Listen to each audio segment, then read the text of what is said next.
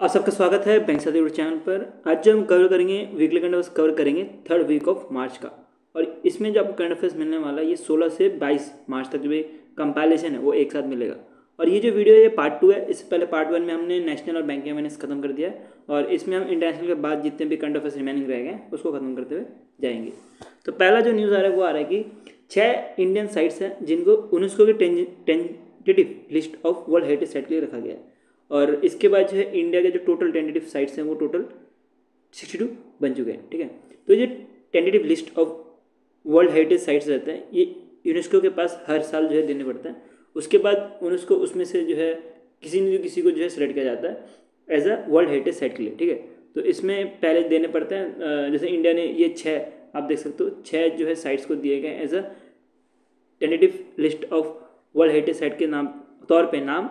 उसके बाद इनमें से कोई नहीं तो कोई जो है एक या तो जो 62 साइट्स जो देकर रखे हैं इसमें से कोई नहीं तो कोई एक जो है 1-2 ऐसे करके जो है as a world heritage site के तौर पे लिस्ट किया जाएगा। तो अभी 6 साइट्स के नाम अगर एक एक करके कवर करें एग्जाम पॉइंट ऑफ व्यू से वो हम देखते हैं। तो एक आ रहा है आपको खनगर वैली नेशनल पार्क जो कि छत्तीसगढ़ में इसको दिया गया इस लिस्ट में नाम। उसके बाद जो है मधुमल मैथलेथिक जो कि तेलंगाना बेस्ड है। उसके बाद अशोका का एडिक साइट्स जो है वो मल्टीपल स्टेट्स में है तो उसको भी जो है इस लिस्ट में रखा गया। उसके बाद गुप्ता टेम्पल जो है नॉर्थ इंडिया की बहुत सारी जगह पे है और मल्टीपल स्टेट्स में तो उसको भी जो टेंटेटिव में रखा गया है। उसके बाद पैलेस ऑफ फ्रोटनेस ऑफ बंडेलास तो ये जो है मध्य प्रदेश और उत्तर प्रदेश में है तो ये 2 जगह पे है तो ये सारे जो है लिस्ट में जो है रखा गया यूनेस्को के tentative list of world heritage site में। ठीक है, तो इसके बारे में आपको ऑलरेडी बताया कि ये लिस्ट में पहले रखा जाता है। जैसे देख सकते हो 62 जो है इस लिस्ट में रखे गए हैं। उसके बाद उसमें से जो है जितने भी इनको सेलेक्ट करने होंगे वो जो है सेलेक्ट कर देंगे और ये आपको 1 साल बाद इसका जो रिजल्ट पता लगेगा। लेकिन एग्जामिनर आपसे यहाँ से कुछ पूछ सकता है तो ये इंपॉर्टेंट बन जाता है। और इसके बारे में मैंने आपको ऑलरेडी लिखा हुआ कि टेंटेटिव लिस्ट होता क्या है।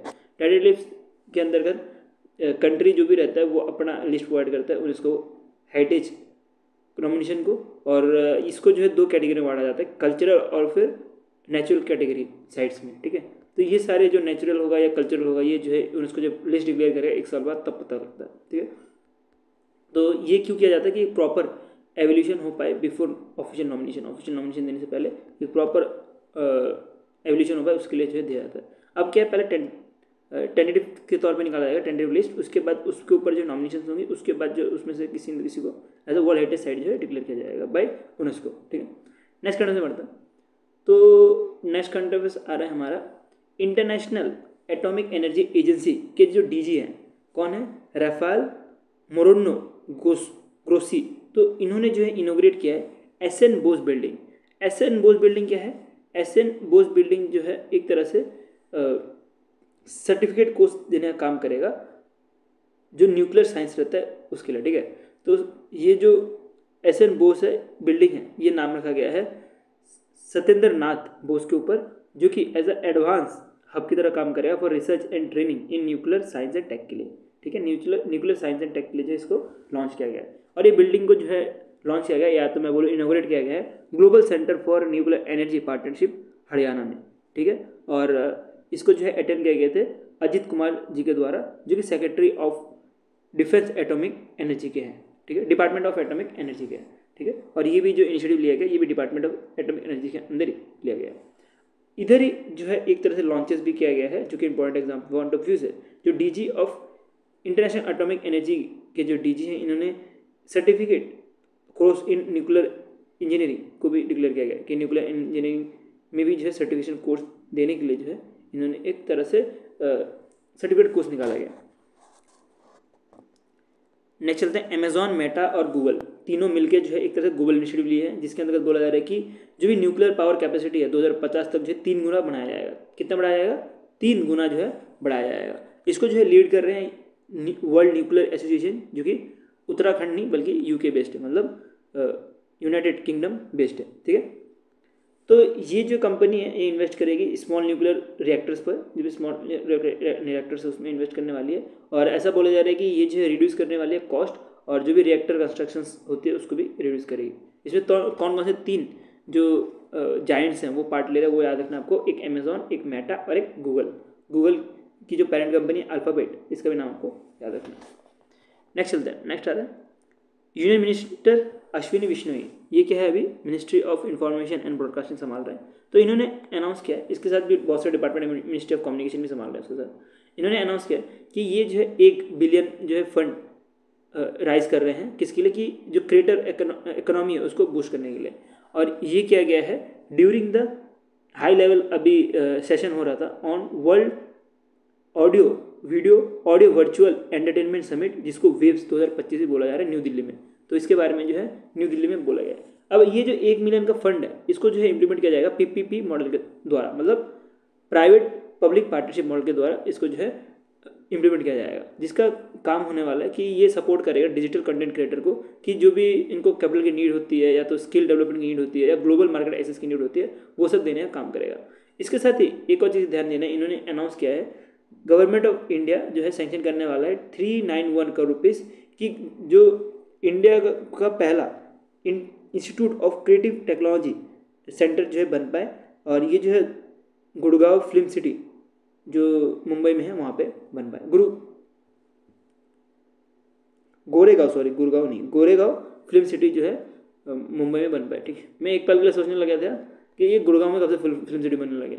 गोरेगांव जहाँ फिल्म सिटी है मुंबई में, वहाँ पे जो है इसको इस्टेब्लिश किया जाएगा, क्या, इंडिया का पहला institute of creative technology establish किया जाएगा। ठीक है, अब वेव की बात करें तो वेव जो है अभी होने वाला है अपकमिंग मंथ्स में, मई 1 से लेकर मई 4 तक जो है 3 दिन का इवेंट होने वाला है। और इधर ही जो है महाराष्ट्र मुंबई में जो है ये वेव्स का इवेंट होने वाला है। ठीक है, तो अभी हाई लेवल सेशन चल रहा था, और जो मेन मीटिंग है वो आपको मई 1 से लेकर मई 4 तक मिलने वाला है। ये तो हमने बात कर ली इंटरनेशनल की। अब पढ़ते कुछ एमयू और कोलैब। अब एमयू और कोलैब में क्या डिफरेंस है वो समझते हैं पहले तो। एमयू, ये जो भी चीज़ें हैं ये एमयूज के अंदर भी आ सकता है, इवन ये कोलैब के अंदर भी आ सकता है। ये आपको 3 टेबल मिल रहे होंगे, 3 कॉलम मिल रहे होंगे, जैसे रो 1 मिल रहा होगा, रो 2 मिल रहा होगा, और पर्पस और इसका फिर की नोट्स। ठीक है, तो रो 1 में एक ऑर्गेनाइजेशन होगी, रो 2 में दूसरा, और तीसरा जो है उसके बारे में थोड़ा कुछ पढ़ेंगे जो एग्जाम पॉइंट ऑफ व्यू से इंपॉर्टेंट है। तो पहला आ रहा है REC लिमिटेड, जो कि एक तरह से महारत्ना सेंट्रल PSU है, जो कि एक तरह से NBFC है।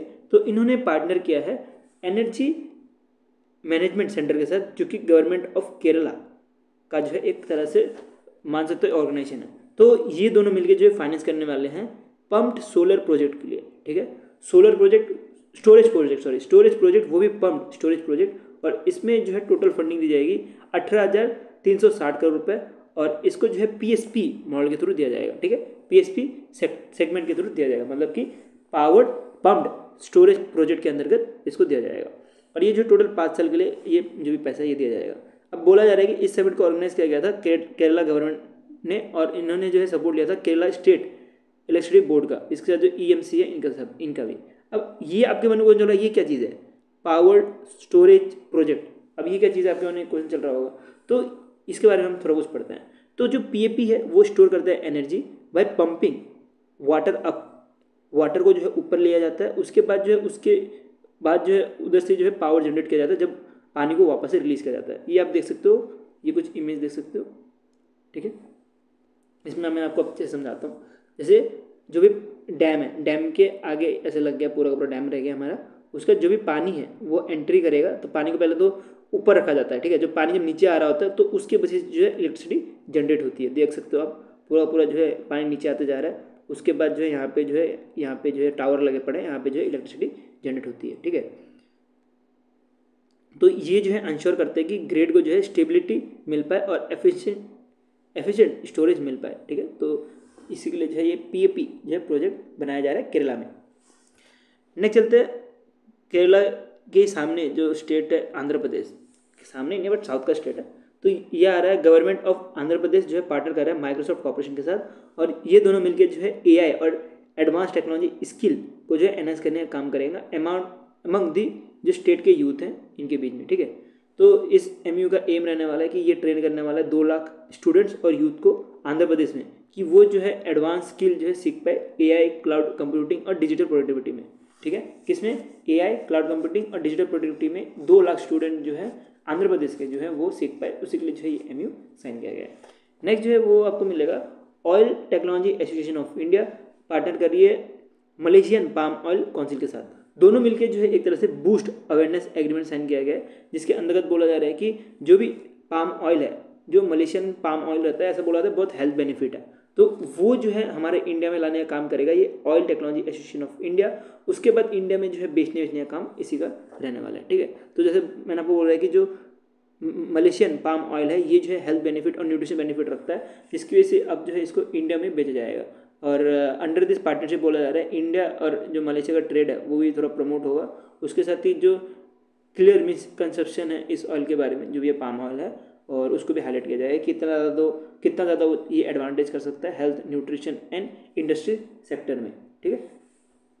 नेक्स्ट चलता है, नाबार्ड की regional office Jammu and Kashmir में है। तो नाबार्ड की जो रीजनल ऑफिस है जम्मू एंड कश्मीर, इन्होंने पार्टनर किया है जम्मू एंड कश्मीर ग्रामीण बैंक के साथ, ठीक है। जब भी आरआरबी में जॉब लगता है तो आपको ग्रामीण बैंक की ही नौकरी मिलती है, ठीक है। तो जो जम्मू एंड कश्मीर में जो स्टूडेंट्स रहेंगे, अगर उनकी नौकरी लगी तो जम्मू एंड कश्मीर ग्रामीण बैंक में जाएंगे। और ये जो है बैंक ने पार्टनर किया है नाबार्ड के साथ, और नाबार्ड की जो रीजनल है ऑफिस है जम्मू एंड कश्मीर में उनके साथ। तो ये क्या करने वाला है, इनका काम रहने वाला है प्रमोट करना और इवन फाइनेंसिंग करना 2000 ज्वाइंट लाइबिलिटी ग्रुप को, ठीक है। तो 2000 ज्वाइंट लाइबिलिटी ग्रुप को जो है सपोर्ट दिया जाएगा, और ये सपोर्ट जो है इकोनॉमिक वीकर जो सेक्शन के जो पीपल्स हैं उनको ही दिया जाएगा। और इसके अंदर बोला जा रहा है एज पर दी MU जो जम्मू एंड कश्मीर ग्रामीण बैंक है, ये जो है 2000 जो भी ये ज्वाइंट लाइबिलिटी ग्रुप्स रहती हैं इनको लद्दाख और जम्मू एंड कश्मीर में जो है एज अ फाइनेंस दिया जाएगा, ठीक है। तो इसमें आपको ध्यान देने की नाबार्ड जो है इसमें कुछ 4000 पर ज्वाइंट लाइबिलिटी ग्रुप को जो है दिया जाएगा। तो ये कौन देगा, नाबार्ड देगा, बहुत इंपॉर्टेंट पॉइंट है। नेक्स्ट चलते हैं, कितने देगा, 2000 जो ज्वाइंट लाइबिलिटी ग्रुप्स हैं इनको हेल्प करेगा, और हर एक ग्रुप को जो है 4000 करके नाबार्ड जो है देगा। तो मैंने इसको थोड़ा समराइज भी कर दिया, इसका आपको पढ़ने में। नेक्स्ट चलते हैं, नेक्स्ट आ रहा है इंडिया और कतर ने पार्टनर किया है कि दोनों मिलकर जो है फाइनेंशियल और इकोनॉमिक कॉपरेशन देंगे, कॉपरेशन करेंगे, जिसकी वजह से जो फाइनेंस जो भी इंडिया और कतर के बीच में इकोनॉमिक स्ट्रेंथ होनी चाहिए वो हो पाए, ठीक है। तो इंपॉर्टेंट है, ये चीज़ आपको ध्यान देनी है। नेक्स्ट चलते हैं अपॉइंटमेंट्स के ऊपर पढ़ते हैं। अपॉइंटमेंट्स आ रहा है पहला, तो ये जितने भी आपको अपॉइंटमेंट्स मिले ज़्यादा से ब्रांड एम्बेसडर ही हैं इस बार के। तो क्रे श्रीकांत की बात करें तो ये former captain of Indian cricket team है, इनका तो आपने फोटो देखा ही होगा, अभी कमेंट्री करते हैं। तो इनको जो है अपॉइंट किया गया है as a goodwill ambassador for vision 2020 India का। तो विजन की बात करें तो एक तरह का नेशनल इनिशिएटिव है जिसके अंतर्गत ये फोकस करता है कि इलामिनेट करना जो ब्लाइंडनेस रहता है उसको, वर्चुअल इम्पेयरमेंट और उसके साथ जो ब्लाइंडनेस है उसको जो है हटाने के लिए जो है ये इनिशिएटिव लिया जाता है। ये इनिशिएटिव लिया गया है विजन 2020 इंडिया, और इसके लिए जो है एज ए एम्बेसडर जो है बनाया गया है के श्रीकांत को, ठीक है। तो विजन 2020 की बात करें तो इसमें आपको मिलेगा the right to sight India is a nation initiative जो है स्टैब्लिश किया था विद एम, ये तो मैंने आपको ऑलरेडी बताई है, एम तो बताई थी कि वर्चुअल इम्पेयरमेंट और फिर ब्लाइंडनेस के लिए जो है इसको लॉन्च किया गया है। नेक्स्ट, अभी इंडिया के 2 क्रिकेटर, एक तो जसप्रीत बुमराह जी और दूसरे ऋषभ पंत। पहले तो ऋषभ पंत की बात करते हैं, तो ऋषभ पंत को जो है गो IBB को ब्रांड एम्बेसडर बनाया, और गो IBB की बात करें तो ये गुरुग्राम बेस्ड जो है कंपनी है, और इसको जो है ओन करता है मेक माई ट्रिप, और इन्होंने जो है ब्रांड एम्बेसडर ऋषभ पंत को जो है अभी के लिए बना के रखा हुआ है। नेक्स्ट जो है जसप्रीत बुमराह की बात करें तो एक USA की कंपनी है स्नीकर्स, तो इन्होंने जो है जसप्रीत बुमराह को जो है एज अ ब्रांड एम्बेसडर बनाया गया है, और इसके साथ जो है किशन जो है ऑलरेडी इसके ब्रांड एम्बेसडर है, और अस्तिका भाटिया भी जो है ऑलरेडी ब्रांड एम्बेसडर है। अब जो है मुंबई इंडियंस के जो प्लेयर हैं कौन, बुमराह, तो इनको जो है अभी स्नीकर्स क्रिकेट की तरफ से जो है इनको ब्रांड एम्बेसडर बनाया गया। अब बुमराह का अगर शू देखोगे तो वो स्नीकर्स का पहन के हुए आने वाला है। नेक्स्ट जो है वो आ रहा है राजीव शुक्ला की बात करें तो BCCI के वाइस प्रेसिडेंट और फॉर्मर राज्यसभा के MP है, ठीक है, मिनिस्टर ऑफ पार्लियामेंट है। तो इनको जो है बोर्ड ऑफ डायरेक्टर अपॉइंट किया गया है एशियन क्रिकेट काउंसिल का, और ये जो है रिप्लेस कर रहे हैं जयसागो क्यों रिप्लेस कर रहे हैं, क्योंकि जयसागो जो है ICC का चेयरपर्सन बना दिया है, और इसकी वजह से जो है बोर्ड ऑफ डायरेक्टर का जो सीट खाली है ACC में वो खाली रह गया, तो उसको भरने के लिए जो है राजीव शुक्ला आए हैं। राजीव शुक्ला के साथ एक और पर्सन का नाम याद रखना है, वो है अनीश स्लेकर। ये जो भी जो है फॉर्मर BCCI का ट्रेजर है, और इनको जो है एग्जीक्यूटिव बोर्ड मेंबर बनाया गया है ACC का, ठीक है। तो ये चीज़ आपको ध्यान देनी है। इसके साथ आपको एक और नाम याद रखना है, पाकिस्तान के पॉलिटिशियन वी के बारे में, ठीक है। तो ये जो है नेक्स्ट टर्म में जो है इसी चीज़ को लीड करेंगे, लेकिन अभी के लिए जो है आपको राजीव शुक्ला का नाम याद रखना है। अब हमने अवार्ड के बारे बढ़ते हैं, अपॉइंटमेंट खत्म हो गया, अब अवार्ड के ऊपर बढ़ते हैं। तो अवार्ड में आपको मिलेगा कि आज तक के जो झा जी हैं, ठीक है, आज तक के झा जी हैं, इनको जो है 2025 का Ramnath Gorkha excellence in journalism award 2025 का मिला है, ठीक है। और किस वजह से मिला है? क्योंकि इन्होंने जो है रिपोर्टिंग की थी डानकी रूट में, उसके से डानकी वाले आपने मूवी देखी होगी जहाँ पे जो है बॉर्डर को क्रॉस किया जाता है विदाउट वीज़ा या तो विदाउट इलीगली जो है इमिग्रेशन की जाती है, तो उस रूट को बोला था डानकी रूट, ठीक है। इसके ऊपर एक मूवी बनी थी, इसमें शाहरुख खान थे। तो ये जो है इनलीगल इमिग्रेशन पार्ट वे था by the use by Haryana youth, जिसकी वजह से वो जिसके से वो यूनाइटेड स्टेट्स में जो है एंट्री ले रहे थे। तो इनका एक रिपोर्ट आया था जिसकी वजह से जो है इनको ये अवार्ड मिला है। कहाँ से? आज तक से है। इसमें आपको एक चीज़ याद रखनी है, जो हमारी प्रेसिडेंट है द्रौपदी मुर्मू जी, इधर जो है इन्होंने प्रेजेंट किया ये अवार्ड, और इस इवेंट के ये चीफ गेस्ट भी थे। तो ये पॉइंट आपको ध्यान देना है। कुछ की पॉइंट्स पढ़ लेते हैं जो एग्जाम पॉइंट ऑफ व्यू से इंपॉर्टेंट है।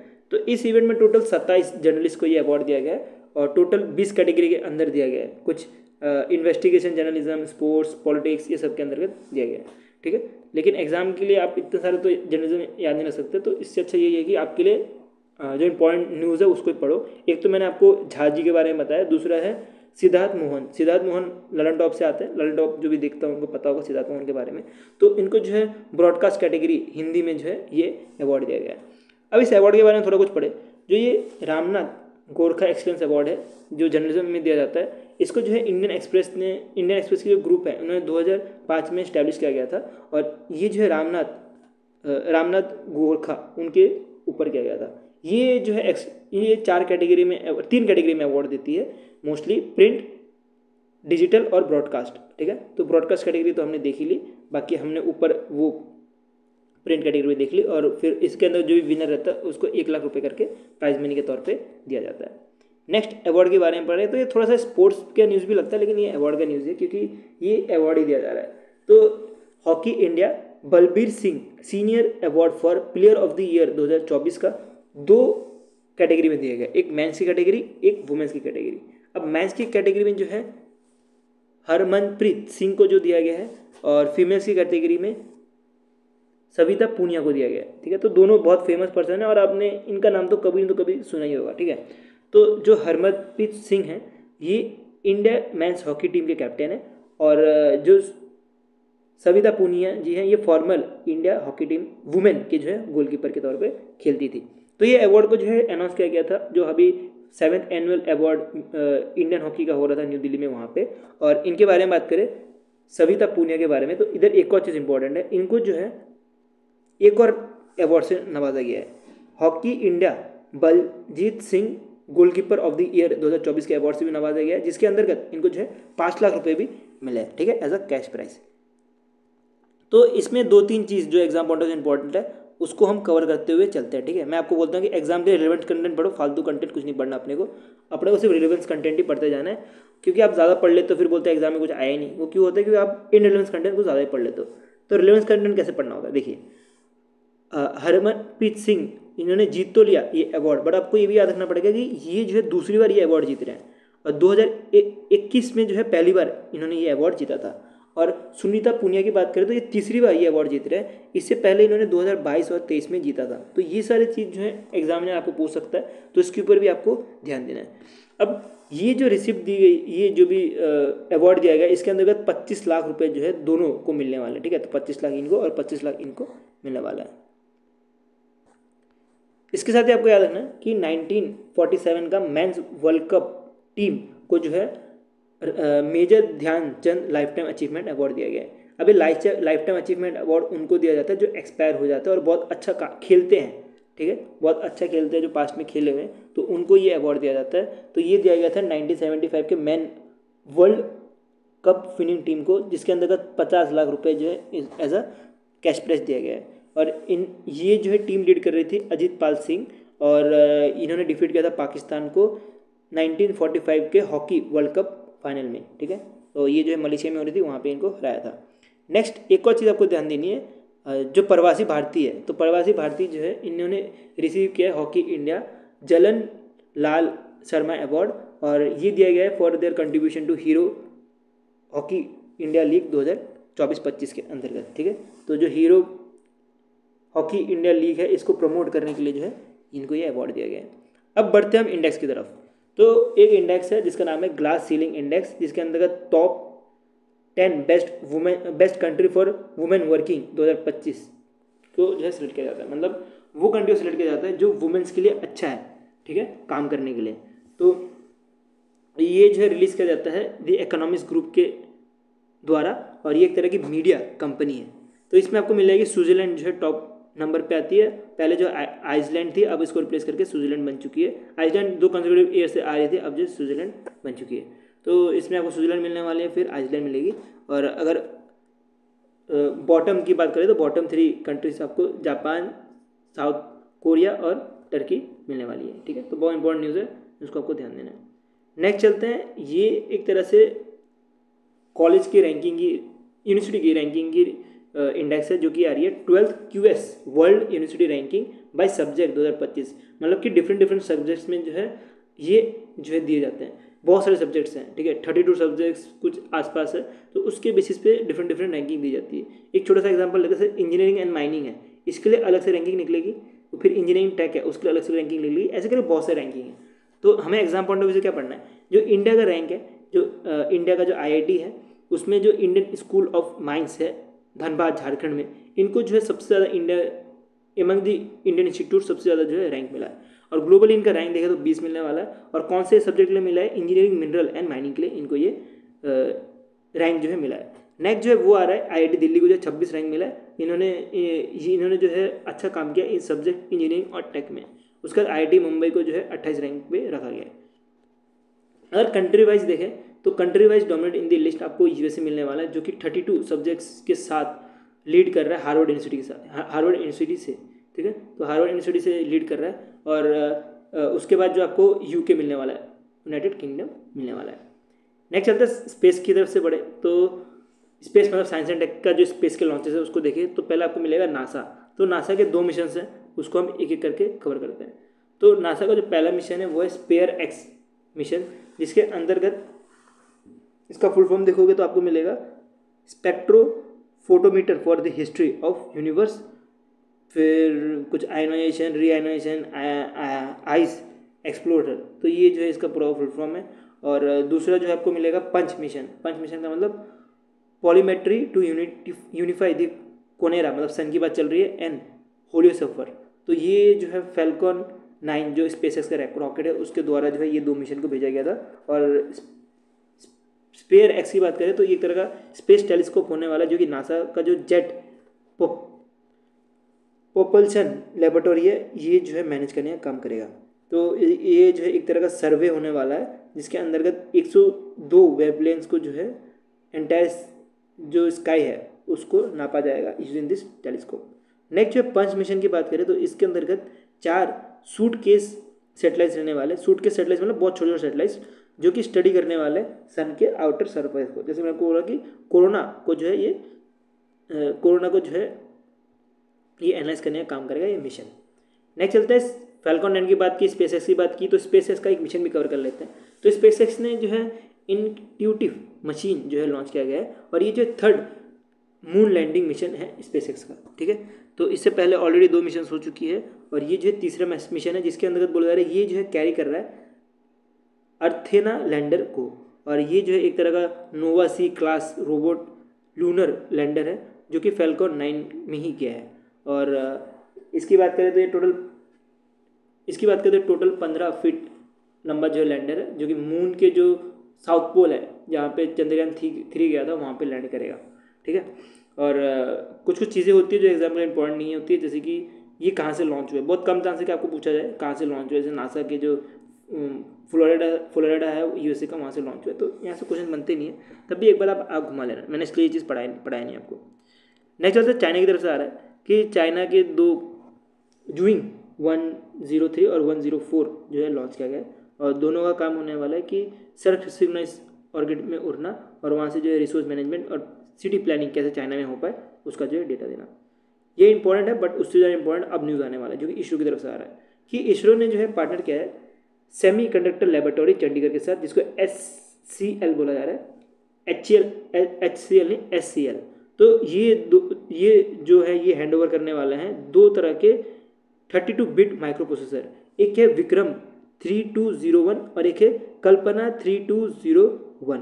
ठीक है, जो विक्रम 3201 है ये एक तरह का इंडिया का first make in India 32 bit micro processor है, जो कि extreme environmental condition of environment launch vehicle को जो है नापा जाएगा। ठीक है, तो इसको जो है SCL की जो फैसिलिटी वहाँ पे बनाई थी, और इसको जो CMOS फैसिलिटी के थ्रू दिया गया है, 800 नैनोमीटर के तौर पे बनाया गया है ना। नेक्स्ट जो है वो कल्पना 3201 जो है ये भी 32 बिट का माइक्रो प्रोसेसर ही है, और बोला जा रहा है कि ये मोस्टली जो बेस्ड है स्पार्क V8 के अंतर्गत जो है बेस्ड है, और ये जो है कंपाइल्ड है विद IEEE 1754। इतना डीप में जाने की जरूरत नहीं, इतना इंस्ट्रक्शन के डीप में जाने की जरूरत नहीं पूछा जाएगा। ज़्यादा से आपको ये पूछा सकता है कि कौन से 2 है, और फिर इसके बारे में पूछा सकता है कि इसका काम क्या होने वाला है। ठीक है, और कितने बिट का है, ये 32 बिट का माइक्रो प्रोसेसर है। अगर बात करें जो भी ये कल्पना 3201 या तो विक्रम 3201 बनाया गया है, इसको जो डिज़ाइन और डेवलप किया गया है विक्रम साराभाई स्पेस सेंटर जो कि इसरो का है वहाँ पे, और इसको जो तिरुवनंतपुरम में जो है डेवलप किया गया है। ये माइक्रो प्रोसेसर को हैंड ओवर किया गया है secretary of department of science के जो सेक्रेटरी है डॉक्टर V नारायण इनको, और इसके साथ जो है इसरो के चेयरपर्सन कौन है अभी, S कृष्ण जी है, तो इनको भी जो है ये सौंपा गया है। ठीक है, अब इसरो की बात कर ही रहे हैं, और एक हमने सेंटर की बात कर ली, तो दूसरे सेंटर की बात कर लेते हैं जो कि इसरो ने अभी इनोग्रेट किया है। जो इसरो के चेयरमैन हैं V नारायण, तो इन्होंने जो है इनोग्रेट किया है Shri S Ramakrishnan centre of excellence in fluid and thermal science, और इसको जो है IIT मद्रास चेन्नई में जो है बनाया गया है। और इसके साथ ही जो एडिशनल इनोग्रेट भी किया गया है एक तरह से रामाचंद्र सेमिनार हॉल, जो कि बाय प्रोफेसर कामाकोटी जी ने इनोग्रेट किया है। अब ये जो सेंटर है रामाकृष्ण सेंटर, इसको जो है नेम किया गया है रामा S रामाकृष्णन जी के ऊपर, जो कि एक तरह से फॉर्मर डायरेक्टर थे light liquid propulsion system centre के, जो कि मैंने आपको ऊपर पढ़ाया। उसके जो विक्रम साराभाई स्पेस सेंटर है इसके फॉर्मल डायरेक्टर थे। ठीक है, तो ये आप देख सकते हो इनका पिक्चर, तो ये जो है इधर के डायरेक्टर थे। अब इसरो की बात करें तो इसरो ने एक बहुत महान काम किया, ऐसा बोल सकते हो कि इन्होंने जो है स्पेस डॉकेट एक्सपेरिमेंट सेटेलाइट को जो है फुली कंप्लीट कर लिया, जिसकी वजह से इंडिया जो है 4th कंट्री बन चुकी है जिन्होंने इसको इम्प्लीमेंट किया है। और कौन सी कंट्री पहले कर चुके हैं, चाइना, रशिया और USA इन्होंने ऑलरेडी कर चुका है। ठीक है, तो आप ये देख सकते हो ये टेक्नोलॉजी कैसी है, डॉकेट टेक्नोलॉजी। जैसे नाम से थोड़ा बहुत कुछ आपको पता लग गया होगा कि स्पेस डॉकिंग एक्सपेरिमेंट, मतलब 2 आप देख सकते हो स्पेस डॉकिंग एक्सपेरिमेंट क्या है, मतलब दो अलग अलग जो है सैटेलाइट को जो है ऐसे डॉक करने के लिए जो है बनाया गया है। ठीक है, तो ये मिशन को जो है लाइव किया गया था श्री हरिकोटा से, और बात करें तो इस मिशन को जो है फ्यूचरली यूज़ किया जाएगा, इस एक्सपेरिमेंट को जो है फ्यूचरली यूज़ किया जाएगा। जो अभी भारतीय अंतरिक्ष स्टेशन है, जैसे कि इंटरनेशनल स्पेस स्टेशन है, वैसे जो बनाने वाले हैं उधर, उसका जो गगनयान मिशन है जो कि ह्यूमन स्पेसक्राफ्ट मिशन है उधर, और उसका चंद्रयान 4 जो अभी लूनर सैंपल जो है अभी मून से वापस लाने का काम रहने वाला है उसमें। तो ये 3 जगह पे जो है इस एक्सपेरिमेंटल डॉकयार्ड को यूज़ किया जाएगा, एक्सपेरिमेंट डॉकयार्ड सैटेलाइट को यूज़ किया जाएगा। अब इस सैटेलाइट की बारे में बात करें तो इस सैटेलाइट के अंतर्गत आपको 2 चीज़ें मिलने वाली, एक है SDX-01 जो कि एक तरह का चेजर है, और एक तरह SDX-02। जैसे आप देख सकते हो ना, 2 चीज़ है, एक चेजर है और दूसरा एक टारगेट है। चेजर जो कि कनेक्ट होने की कोशिश करेगा, और टारगेट जैसे कि स्पेस स्टेशन हो गया वैसे कुछ, तो वैसा कुछ रहने वाला है। तो ये टेस्ट जो है डॉगिंग और डी डॉगिंग दोनों के दोनों कैपेबिलिटी रखता है ऑर्बिट्स में, और इसको जो है डेवलप किया गया UR राव स्पेस स्टेशन जो कि बेंगलुरु बेस्ड है। ठीक है, तो स्पेस सेंटर जो है UR राव ये जो है डेवलप करने जा रही है। ठीक है, अब ये इतना इंपॉर्टेंट क्यों है, जो ये स्पेस डॉकयार्ड एक्सपेरिमेंट है, ये इतना इंपॉर्टेंट क्यों है, क्योंकि ये एसेंशियल है फॉर द स्पेस स्टेशन के लिए। उसके साथ जो ह्यूमन फ्लाइट है जिसके बारे में आपको ऑलरेडी बताया गगनयान के लिए, उसका जो डीप स्पेस मिशन है, ये सब के लिए बहुत हेल्पफुल है। इवन अगर कुछ रिफ्यूलिंग करनी हो, रिपेयर करना हो, या तो असेंबल करना हो लास्ट स्ट्रक्चर इन स्पेस, तो वो भी हेल्पफुल रहेगा। आपने देखा होगा ना, अपने कोई ना कोई मूवी में देखी होगी, स्पेस स्टेशन जो भी रहता है, स्पेस स्टेशन बना लेते हैं। मैं देखो डायग्राम थोड़ा मैं ख़राब बना रहा हूँ इधर, थोड़ा मैनेज कर लेना। ये स्पेस स्टेशन है, ठीक है, थोड़ा सा अजीब बना रहा हूँ। अगर स्पेस स्टेशन के कुछ पीछे कुछ खराब हो गया, ठीक है, पीछे कुछ पार्ट खराब हो गया, मान लेते ये पार्ट खराब हो गया, तो क्या कर सकते हैं, अभी कोई भी पर्सन जो है यहाँ पे जो भी मान सकते हो कि ऐसा बना हुआ है, ये चीज़ है जो कि चीपर है, जो स्पेस स्टेशन है ये क्या टारगेट है, और जो ये मैं आपको गोला दिखा रहा हूँ, सर्कल दिखा रहा हूँ, ये जो है चिपर है। तो ये चिपर क्या करेगा, ये जो भी बंदा होगा वो चिपर यूज़ करके जो है वो पीछे जा सकता है, और पीछे जाने के बाद जो भी रिपेयर का काम है वो कर सकता है, और वापस से अपनी जगह पे वापस से आ सकता है, जिसके से इसको बोला जा रहा है डॉगिंग और डी डॉगिंग, दोनों की दोनों चीज़ें हो सकती है, ठीक है। तो ये जो है हेल्प करेगा कि इंडिया का जो पोजीशन है एडवांस स्पेस टेक्नोलॉजी में, ठीक है। बाकी सारे कौन कौन से स्टेट्स में ऑलरेडी हो चुके, कौन कौन से कंट्री ऑलरेडी इंप्लीमेंट कर चुकी है, चाइना, रशिया और यूएसए ऑलरेडी इंप्लीमेंट कर चुकी है, और चौथी कंट्री जो है इंडिया मिलने वाली है। अब कुछ डिफेंस के न्यूज़ के ऊपर पढ़ते हैं। तो डिफेंस का जो है ज़्यादा न्यूज़ नहीं है, डिफेंस का कम न्यूज़ है। एक तो एक्सरसाइज है जो कि marine time security belt exercise है, जो कि इंडिया के बीच में नहीं होता, ये ईरान, रशिया और चाइना के बीच में एक तरह से नेवल ड्रिल एक्सरसाइज है। और इसका अगर वेन्यू देखें तो आपको गोल्फ ऑफ ओमान मिलने वाला है, और ये जो है गोल्फ ऑफ ओमान में जो है मिलिट्री सिक्योरिटी कैसे हो सकती है, तो उसी के लिए जो है ये दोनों जो है एक्सरसाइज, ये तीनों जो है एक्सरसाइज कर रहे हैं। तो इसमें कुछ ऑब्जर्वर भी थे, जैसे कि Azerbaijan, south Africa, Oman, Kazakhstan, Pakistan, Qatar, Iran, UAE और श्रीलंका, ये सारे के सारे जो है एज ऑब्जर्वर भी बुलाए गए थे। नेक्स्ट चलते हैं, एक तरह से जो तेजस फाइटर जेट है, इसके बारे में पता ही होगा, लाइट कॉम्बैट फाइटर क्राफ्ट है तेजस। तो इन्होंने सक्सेसफुली टेस्ट फायर कर लिया beyond visual range air to air Astra missile को। क्या है, air to air Astra missile को, जो कि उड़ीसा से उड़ाया गया था, ठीक है। तो ये प्लेन को जो है उड़ीसा से उड़ाया गया था, और इन्होंने जो है ये मिसाइल देख सकते हो, ये मिसाइल को जो है टेस्ट फायर किया है। किसके द्वारा किया गया है, तेजस के द्वारा किया गया। और ये फोटो देख सकते हो आप, ये फोटो जो है सुकोई 30 का है। तो सुकोई 30 ने इसको ऑलरेडी टेस्ट कराया था, अब जो है तेजस ने भी इसको टेस्ट कर लिया है। और ये जो टेस्टिंग कंडक्ट कराई गई है डीआरडीओ की एक एजेंसी है जिसका नाम है एरोनॉटिकल डेवलपमेंट एजेंसी, तो इन्होंने जो है इसको टेस्टिंग की है। अब जो है तेजस भी जो है अस्त्रा मिसाइल यूज़ कर सकती है। अब अस्त्रा मिसाइल के थोड़ा कुछ पढ़े, तो अस्त्रा मिसाइल को जो है डीआरडीओ डिज़ाइन किए हैं, और इसके अंतर्गत ये जो है 100 किलोमीटर के बियॉन्ड भी जो है अटैक कर सकता है विथ एडवांस गाइडेंस।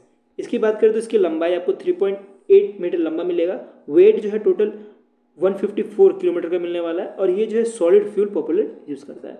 और कितना जो है वॉरहेड जो है कैरी कर सकता है, एक्सप्लोसिव वॉरहेड जो है 15 किलो तक कैरी कर सकता है। और मैंने आपको ऑलरेडी बताया कि इंडियन एयरफोर्स इसको इस जो अस्त्रा मिसाइल है इसको सुकोई 30 में ऑलरेडी इसको यूज़ कर रही है, अब जो है तेजस में भी यूज़ करने जा रही है। नेक्स्ट आते हैं स्पोर्ट्स के न्यूज़। तो स्पोर्ट्स की तरफ से न्यूज़ आ रहा है कि जो minister of youth affairs and sports है, कौन है यूनियन मिनिस्टर, मंकुश मंदविया है। तो इन्होंने जो है रिलीज़ किया है मैस्कॉट, लोगो और एल्थम, और ये किया गया है second kho kho India para Olympics games के लिए, ठीक है। तो इसको हम एक एक करके पढ़ लेते हैं। मैस्कॉट क्या है, मैस्कॉट आपको उज्ज्वला मिलने वाला है, जो कि एक तरह से स्पैरो है, ठीक है। ये आप स्पैरो को फोटो दे सकते हो, तो उज्ज्वला जो है एक तरह से स्पैरो है। ये जो है इस इवेंट का मैस्कॉट होने वाला है, खेलो इंडिया पैरा ओलंपिक का जो है मैस्कॉट होने वाला है। इसके बाद जो लोगो जो है रिलीज़ किया है, जिसके अंदर का आप देख सकते हो, जो ऑरेंज कलर से आपको मिलेगा, उसके साथ ग्रीन कलर से मिलेगा, उसके साथ आपको ब्लू कलर से जो है ये लिखा हुआ मिलेगा। तो 3 चीज़ें याद रखनी है कि जो लोगो है इसमें एक एथलीट है जो कि ऑरेंज और ग्रीन और ब्लू से जो है बनाया गया है। उसका एंथम जो है इंपॉर्टेंट है एग्जाम के लिए, वो भी देखना है, वो याद रखना है आपको, खेलेगा खेलेगा मेरा इंडिया, जीतेगा जीतेगा मेरा इंडिया, ये इसका थीम है। क्या है, खेलेगा खेलेगा मेरा इंडिया, जीतेगा जीतेगा मेरा इंडिया। जब खेलेगा तभी तो जीतेगा, ऐसे याद रख लो, जब खेलेगा तभी तो जीतेगा, तो उससे आपको याद आएगा खेलेगा खेलेगा मेरा इंडिया, जीतेगा जीतेगा मेरा इंडिया, ये जो है थीम है। अब ये जो पैरा ओलंपिक हो रहा है, खेलो इंडिया पैरा ओलंपिक है, ये जो सेकंड एडिशन होने वाली है मार्च 27 से लेकर मार्च 20 से लेकर मार्च 27 तक, और ये जो 3 वेन्यू में होने वाली है, एक तो न्यू दिल्ली में जो जवाहरलाल नेहरू स्टेडियम है वहाँ पे, उसके बाद न्यू दिल्ली में जो इंदिरा गांधी अरीना है वहाँ पे, उसके बाद न्यू दिल्ली में ही जो करनी सिंह शूटिंग रेंज है वहाँ पे। मतलब तीनों के तीनों लोकेशन जो न्यू दिल्ली में मिलने वाली है, और तीनों के तीनों लोकेशन मैंने आपको बता दिया। इस इवेंट को जो है ऑर्गेनाइज किया जाता है, ये जो खेलो पैरा ओलंपिक है इसको जो ऑर्गेनाइज किया जाता है स्पोर्ट अथॉरिटी ऑफ इंडिया के द्वारा। मोस्टली जो भी नेशनल गेम होते हैं ये स्पोर्ट्स अथॉरिटी ऑफ इंडिया कराती है, ठीक है। और ये कराती है खेलो इंडिया मिशन के अंतर्गत। इसके अंतर्गत आपको 6 जो है पैरा ओलंपिक स्पोर्ट्स भी लेंगे, जैसे para archery, para badminton, para athletes, para weight lifting, para shooting और पैरा टेबल टेनिस। तो ये भी से आपको ध्यान देनी है कि कौन कौन से स्पोर्ट्स जो है इसके अंतर्गत रहने वाला है। अब हमने पैरा खेलो इंडिया के बारे में बात कर ली, अब खेलो इंडिया विंटर गेम्स के बारे में बात करते हैं।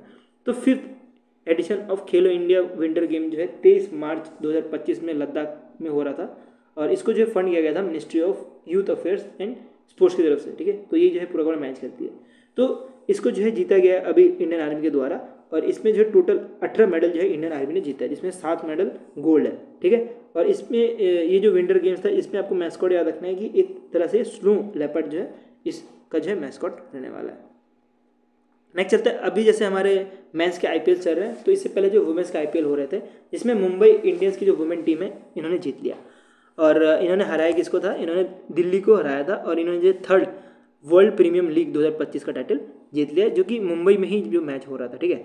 तो मुंबई की जो टीम थी मुंबई इंडियंस, उनको जो है लीड कर रहे थे हरमीत कौर, और इनको जो है 6 करोड़ रुपये जो है एज अ प्राइज मनी मिला है, इनको नहीं, जो टीम है उनको जो है एज अ 6 करोड़ रुपये प्राइज मनी मिला है। और जो सेकंड आए थे वो दिल्ली कैपिटल थी, जिसको एक फॉरेन जो प्लेयर है मेघनान जो है लीड कर रहे थे, और इनको जो है 3 crore as a prize money मिला है। अब पहले एडिशन की बात करें तो पहला एडिशन इनका 2023 में लॉन्च हुआ था, जिसमें मुंबई इंडियंस जीती थी, तो मुंबई इंडियंस जो है दूसरी बार ये टाइटल जीत चुकी है। इसके बाद कुछ अवार्ड्स है एग्जाम पॉइंट ऑफ व्यू से जो कि इंपॉर्टेंट है, उसको भी ध्यान देना है, जो कि orange cap, purple cap, man of the match और फिर इमर्जिंग प्लेयर सैफाली वर्मा को मिला है, और man of the match Harmanpreet Kaur को मिला है। तो ये इंपॉर्टेंट है, बाकी ऑरेंज कैप और पर्पल कैप यहाँ इसे आपको पता लग गया होगा कौन कौन है एग्जाम के लिए इंपॉर्टेंट। अब नेक्स्ट चलते हैं, ये आ रहा है इंडिया मास्टर विंड इनोग्रेट। ये इंटरनेशनल मास्टर लीग जो है 2025 का चल रहा था, जिसमें जो रिटायर जो प्लेयर्स है वो खेलते हैं, जैसे सचिन तेंदुलकर हो गया, ब्रियन लारा हो गया, फिर रिद्धि पांड्या हो गए, तो ये सारे के सारे जो है यहाँ पे मैच खेलते हैं, क्रिकेट का मैच खेलते हैं। और इसमें जो है 2025 का जो टाइटल है वो इंडिया की टीम जीती है। इंडिया ने ट्रॉफी भी जीत ली, आईसीसी की चैंपियनशिप ट्रॉफी, और इंडिया ने जो है इंटरनेशनल मास्टर लीग 2025 का ये भी जीत लिया, और इसको जो है लीड कर रहे थे Sachin Tendulkar as a captain, और इन्होंने हराया है वेस्ट इंडीज़ के मास्टर्स को कौन लीड कर रहे थे, ब्रियन लारा जो है लीड कर रहे थे। ये जो है इवेंट हुआ था रायपुर छत्तीसगढ़ में, ये जो फाइनल हुआ था ये रायपुर छत्तीसगढ़ में हुआ था, जिसके अंतर्गत जो भी विनर थे उनको 1 करोड़ रुपये दिए गए थे, और जो भी रनर अप थे उनको 50 लाख रुपए दिए गए थे। अब इंटरनेशनल मास्टर लीग की बात करें तो ये जो है एक तरह से T20 टूर्नामेंट है, जिसके अंतर्गत टोटल 6 टीम्स ने भाग लिया था, ठीक है। तो आपको याद रखना है कि Australia masters, England masters, India masters, south Africa masters, Sri Lanka masters और वेस्ट इंडीज मास्टर्स ने इधर भाग लिया था, ठीक है। नेक्स्ट चलते हैं, इंडिया ने सिक्योर किया 33 मेडल, जो कि अभी special Olympic world winter games हो रहा था 2025 का 12वां एडिशन यहाँ पे। तो ये जो है इवेंट इटली में हो रहा था, जिसके अंतर्गत अगर आप 33 मेडल को ब्रेक डाउन करोगे तो इसमें 8 जो है गोल्ड मेडल मिलेगा, 18 जो सिल्वर मिलेगा, 7 जो है ब्राउन मिलेगा। और इंडिया की बात करें तो इंडिया ने जो है 33 में से जो है 10 मेडल तो स्नो स्विंग और फिर स्कीइंग में जीता है, ठीक है।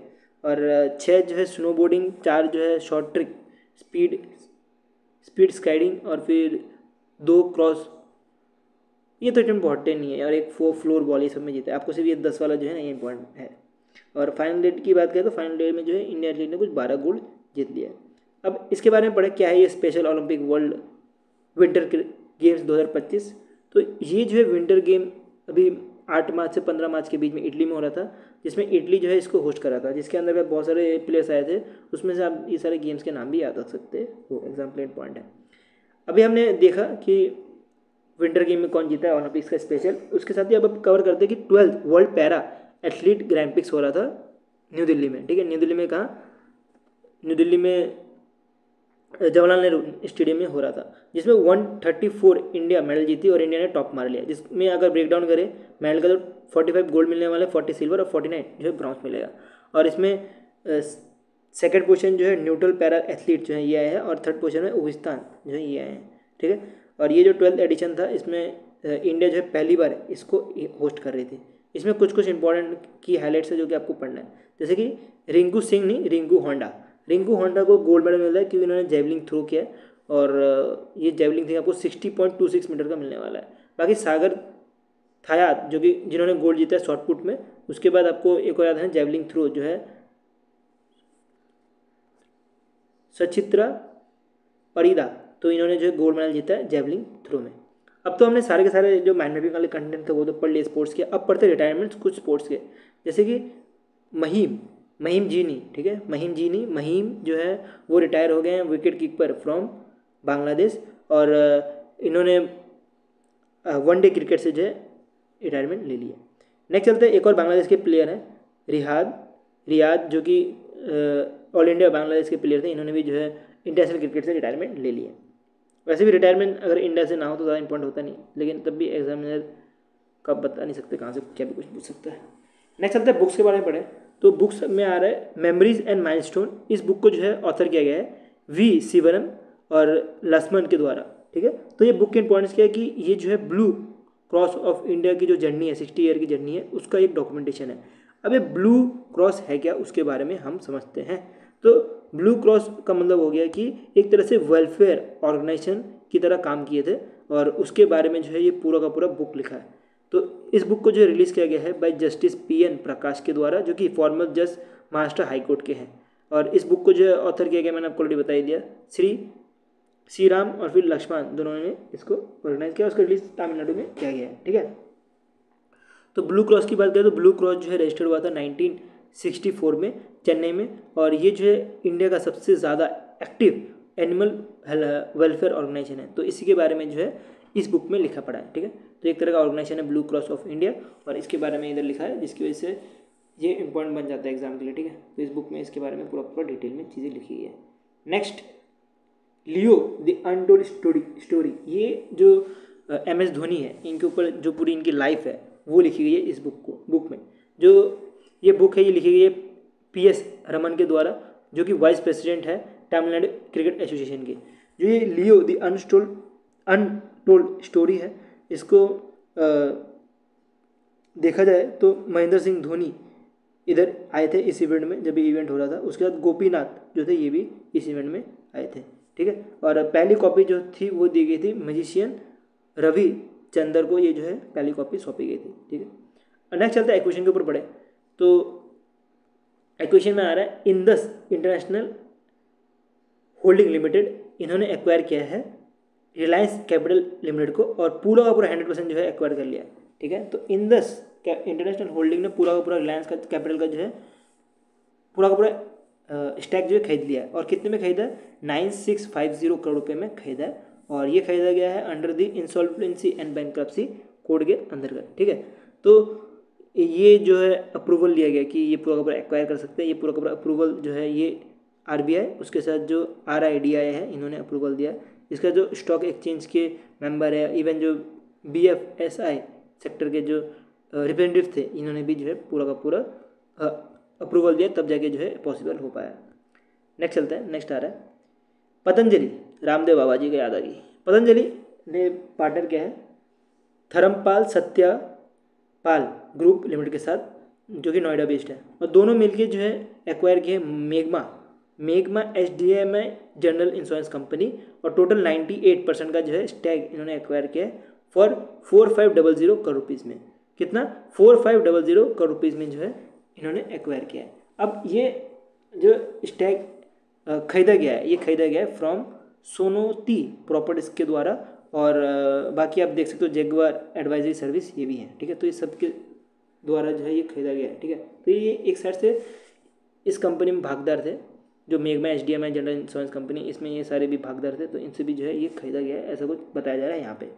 नेक्स्ट चल रहा है, next Singapore based Temasek holding private limited, इन्होंने जो है हल्दीराम का जो स्नैक फूड प्राइवेट लिमिटेड है उसको एक्वायर किया है, और ये जो 10% एक्वायर किया 1000 करोड़ रुपये में।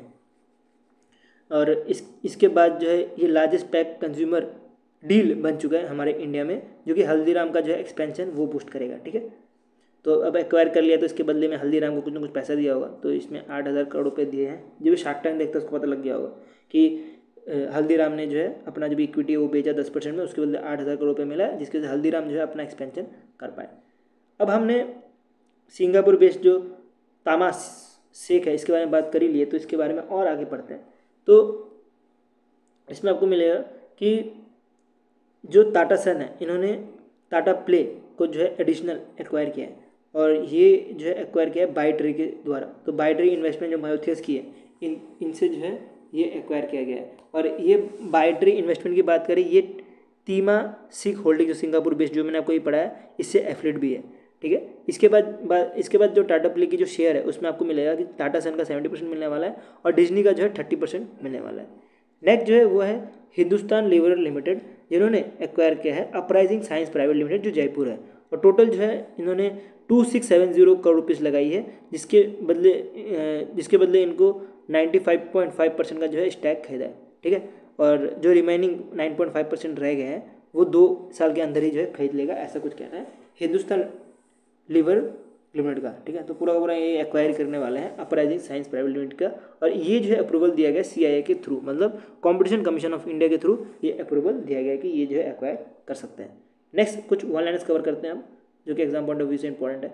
जैसे कि आसाम कैबिनेट ने ऑफिशियली रिनेम कर दिया north east first electronic city का नाम, और ये जो है नाम जो है चेंज कर दिया है रतन टाटा इलेक्ट्रॉनिक सिटी के तौर पे, कि जो रतन टाटा जी हैं जो कि अभी एक्सपायर हो चुके हैं, उनका जो कंट्रीब्यूशन है उसको डोनेट करने के लिए टाटा ग्रुप के तौर पे, ठीक है। नेक्स्ट आ रहा है यूनियन मिनिस्टर अमित शाह ने जो है 150 रुपये का जो है कॉइन रिलीज किया गया है, और ये किया गया है 150 एनिवर्सरी ऑफ आचार्य भगवत श्री विद्यासागर महाजन के ऊपर, ठीक है। तो कितने का 150 रुपये का जो है कॉइन रिलीज किया गया है। अब F1 रेसिंग की बात करें तो लांडो नॉरिस जो कि मैकलेरन का जो है गाड़ी चलाते हैं, इन्होंने जो है ऑस्ट्रेलियन ग्रैंड प्रिक्स जो है जीता है, ठीक है। इन्होंने ऑस्ट्रेलियन ग्रैंड प्रिक्स जीता है।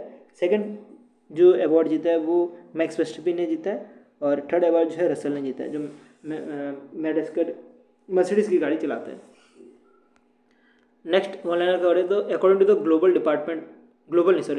Department of economic and tourism data, इसके डेटा देखें तो इंडिया जो है इमर्ज हो गया as a top source country for FDI into Dubai, मतलब सबसे ज़्यादा जो है इंडिया जो है FDI दुबई की तरफ भेज रहा है। और टोटल इन्वेस्टमेंट की बात करें, टोटल 3.018 बिलियन जो है 2024 में एज अ इन्वेस्टमेंट किया गया है, ठीक है, जो कि 5 टाइम्स ज़्यादा है जो 2023 में जो है